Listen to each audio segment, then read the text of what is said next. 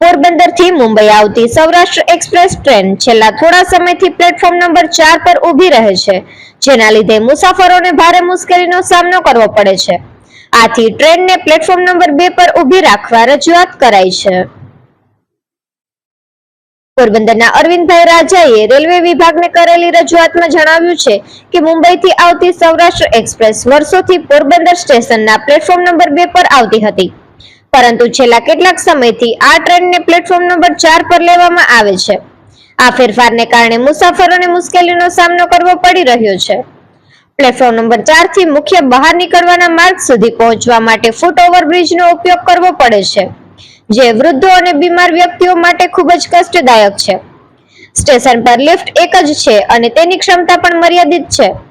જ્યારે 500 થી વધુ મુસાફરો એકસાથે ઉતરે છે ત્યારે લિફ્ટ પાસે ભારે ભીડ થાય છે અને લાંબો સમય રાહ જોવી પડે છે. આ લાંબા અંતરની ટ્રેન હોવાથી મુસાફરો પાસે ભારે સામાન હોય છે, જેને પ્લેટફોર્મ નંબર 4 થી લઈ જવો મુશ્કેલ બને છે. પાણવડ જતી લોકલ ટ્રેન, જેમાં મુસાફરોની સંખ્યા ઓછી હોય છે, તેને પ્લેટફોર્મ નંબર 2 ફાળવવામાં આવે છે. જો તેને બદલે સૌરાષ્ટ્ર એક્સપ્રેસ જેવી વ્યસ્ત ટ્રેનને પ્લેટફોર્મ 2 પર લેવામાં આવે તો મુસાફરોને વધુ અનુકૂળતા રહે. આથી આ ટ્રેન ફરી 2 નંબર પરના પ્લેટફોર્મ પર ઊભી રાખવા રજૂઆતમાં જણાવ્યું છે. નિકુલ પોપટ, પોરબંદર ટાઈમ્સ. મારું નામ અરવિંદ રાજા છે. હું પોરબંદર રહું છું. હું વારંવાર ટ્રેનની મુસાફરી કરું છું. જે વધારે પડતું સૌરાષ્ટ્ર એક્સપ્રેસ બાજુ આવું છું, પણ આ સૌરાષ્ટ્ર એક્સપ્રેસ ટ્રેન છે જે બોમ્બેથી પોરબંદર આવે છે, તે પોરબંદર પહોંચવાનું સ્ટેશનમાં 2 નંબરના પ્લેટફોર્મ ઉપર દર્શાવેલ છે અને 2 નંબરના પ્લેટફોર્મ ઉપર ઘણા વર્ષોથી આ ટ્રેન ઊભી રહે છે.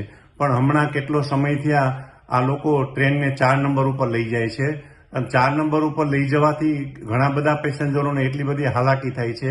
એક તો લિફ્ટ એક જ છે, લિફ્ટમાં 6 પેસેન્જરથી વધારે આવતા નથી. લિફ્ટ પણ લોડ થઈ જાય છે અને બીજા નંબરની અંદર સિનિયર પેસેન્જરો પણ એટલા બધા હોય છે કે જે લોકોને પોતાનો સામાન અને પોતાને ચાલીને જવું પડે અને લિફ્ટમાં જાય, પેડલ પુલ ચડે અને પછી લિફ્ટમાં નીચે ઉતરે. તો આ મુશ્કેલી માટેની જવાબદારી કોની છે? રેલવે તંત્રને મેં આની પહેલા રૂબરૂ પણ પોરબંદર સ્ટેશન માસ્ટરને રજૂઆત કરેલી છે, છતાંય પણ આ પ્રશ્નનો કોઈ હલ નથી આવેલો. તો જો આની અંદર આ વસ્તુ રેલવે ન કરી શકતી હોય તો ઉપરી અધિકારીને અમારી વિનંતી છે કે જે કોઈ આ જે સંભાળતા હોય એ લોકો આ વસ્તુ અત્યારે ધ્યાન આપે અને પોરબંદરથી ભાણવર જે ટ્રેન જાય છે, જે 6:30 વાગે ઉપડે છે, એ ટ્રેનને 2 નંબરના પ્લેટફોર્મ પર રાત્રે આ લોકો ટ્રેકિંગ કરીને રાખી દે છે, જેથી કરીને સવારના કોઈને ટ્રેકિંગ કરવું નહીં. તો આ મુશ્કેલી 4 નંબરના પ્લેટફોર્મ સૌરાષ્ટ્રવાળાની ઇમ્પોર્ટન્સી નથી અને ભાણવડવાળાની ઇમ્પોર્ટન્સી મોટી છે કે ભાઈ ભાણવડની ટ્રેન તો લોકલ ટ્રેન છે, એમાં તો પેસેન્જરો પણ ઓછા હોય અને એમાં સામાન પણ ઓછો હોય.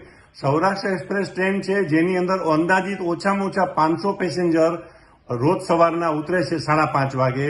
એ લોકો ઠેલા લઈ લઈને દોડાદોડી કરવી પડે છે. તો અમારી આ રિક્વેસ્ટ છે કે આ ટ્રેનને રેગ્યુલરલી 2 નંબરના પ્લેટફોર્મ પર રાખવા વિનંતી. ये जो पोरबंदर भाणवड़ ट्रेन है, इनकी इम्पोर्टेंस इनको ज़्यादा है पोरबंदर रेलवे स्टेशन वाले को. दूसरा जो सौराष्ट्र एक्सप्रेस आती है वो 2 नंबर पे खड़ी होनी चाहिए, लेकिन ये 4 नंबर पे डालते हैं और सभी आदमी को परेशान होना पड़ता है. ये हमारी रिक्वेस्ट है, आप कुछ हमारा सोचिए. देखो ये ट्रेन जो है वो करीबन 6:30 बजे निकलने वाली हो, ये ट्रेन 5:30 बजे इधर पोरबंदर आ जाती है. 1 घंटे रात से ट्रेन खड़ी कर देते हैं और बाद में ये वो सौराष्ट्र एक्सप्रेस वाले पैसेंजर को परेशान होता है. देखिए ये सीनियर आदमी नहीं है, लेकिन ये हैंडीकैप है. तो ये जो ट्रेन है सौराष्ट्र एक्सप्रेस जो पोरबंदर में 2 नंबर पे खड़ी होनी चाहिए, वो कितने दिन से वो 4 नंबर पे डाल रहे हैं.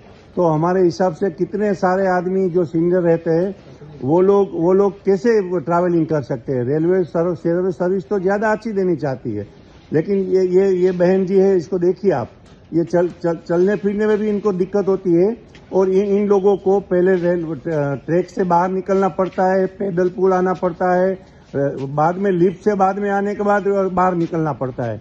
तो आप सब मजबूरी समझिए पोरबंदर वालों की.